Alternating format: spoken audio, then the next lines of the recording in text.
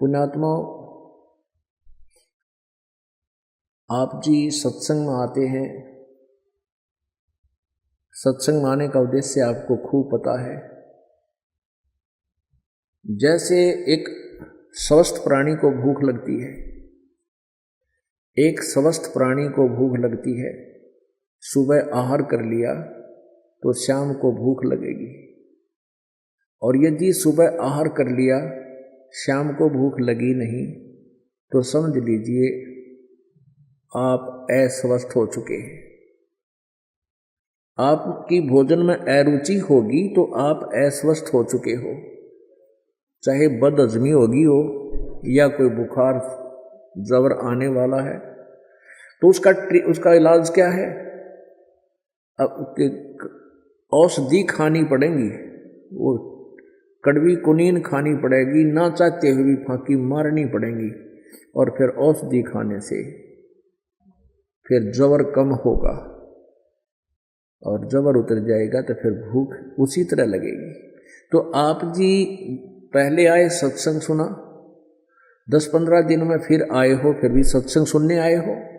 तो जो खाना, मान लीजिए कुछ आहार, जैसे हम सुबह रोटी खाते हैं तो रोटी अन्न तो वही होता है, सब्जी में परिवर्तन थोड़ा बहुत हो सकता है। और जब सही भूख लग रही और सुबह भी रोटी मिल जाए और शाम में भी रोटी सब्जी की आवश्यकता है, ना समझे। परमात्मा कहते हैं चाहे सूखी हो, चौपड़ भी ना रखी हो, तो वो भी स्वादिष्ट लगती है, तो आप समझते हैं। तो इसी प्रकार जो ज्ञान हमने आपको पहली बार भी दिया था, लेकिन उस समय इसी ज्ञान का कुछ आधार और था, ये प्रमाण किसी और दृष्टिकोण से होते हैं। और आज भी दे रहे हैं, और सुबह भी दे रहे हैं, शाम को भी दे रहे हैं। और आपके मन में अगर ये आता है कि गुरुजी ने पिछली बार भी यही ज्ञान सुनाया था और आज भी वही ज्ञान सुनाया है, तो आपको अरुचि होगी भगवान में, आपके अंतःकरण में कोई दोष आ चुका है, आपके जो है ना, ये आप अस्वस्थ होगी भक्ति आपकी। तो ये मन में आना भी गलत है, क्योंकि हमने परमात्मा का गुणगान सुनना है। सत्संग का उद्देश्य, हमारे कुछ ऐसे पाप हैं जो सत्संग सुनने मात्र से इकट्ठा करते हैं, ये ज्ञान यज्ञ है, तो ये भी उद्देश्य रहना चाहिए। और परमात्मा की महिमा दिन में 100 बार चले, कितनी बार सुन लिया उतनी अच्छी लगनी चाहिए। तो आपकी भक्ति ठीक चल रही है, आपका नाम स्वस्थ है, आपकी भक्ति दुरुस्त है, नहीं तो गड़बड़ होगी। तो उसके लिए उसका समाधान क्या है कि ना चावे मन, ना चाण दे मन तरागनी सुनना चाहे, घुट्टी लाना चाहे, अरीब चर्चा कर दे किसी बकवाद की, फलाना का न्यू हो गया और फलाना न्यू हो रहा था, सारा दिन बतला लेगा, कति अरुचि को ना 6 बजे चर्चा कर ले दिन में, उसकी कति राजी होगा सुने। तो इस मन को भी हमने सेट करना है, तो उसका ट्रीटमेंट यही है। जैसे कुनीन कोई खाकर राजी को ना, लेकिन खानी पड़ेगी, अरुचि में भी खानी पड़ेगी।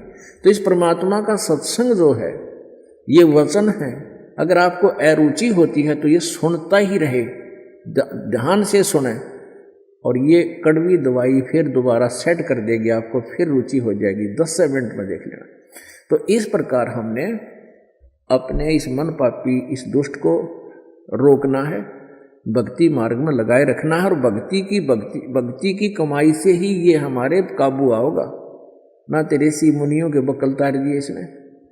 एक बार तब पता नहीं कि कठिन और उल्टी साधना की तय करवा ले, कति कर लेगा प्रसन्न हो करके। ऋषि लोग गुफाओं में चले जाते, जंगल में चले जाते, समाधिस्थ हो जाते, बैठे रहते, कोई दिनों तक भूखे प्यासे।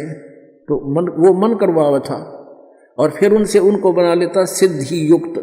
उन सिद्धियों से फिर वो एक दूसरे पर करके उठपटांग, और फिर महर्षि पाक का बैठ जाते, दुनिया पूजा करने लग जाती। आप भी गधे बनते और अनुयायियों को भी दुर्गति करवा देती, काल के जाल में रख देते।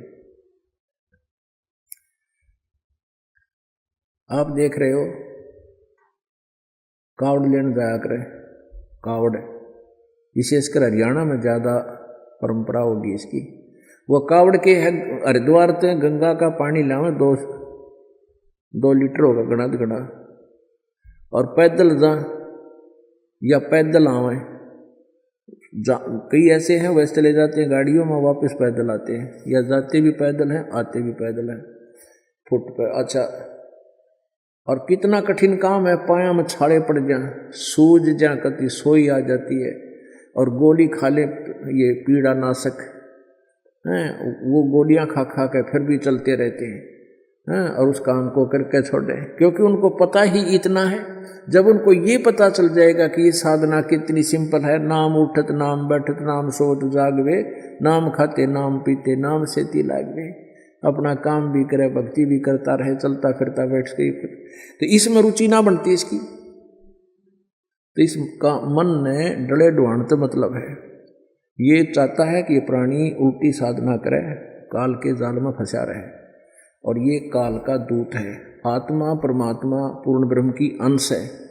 आत्मा को यहाँ से निकालने के लिए परमात्मा आते हैं और ये ज्ञान समझाते हैं।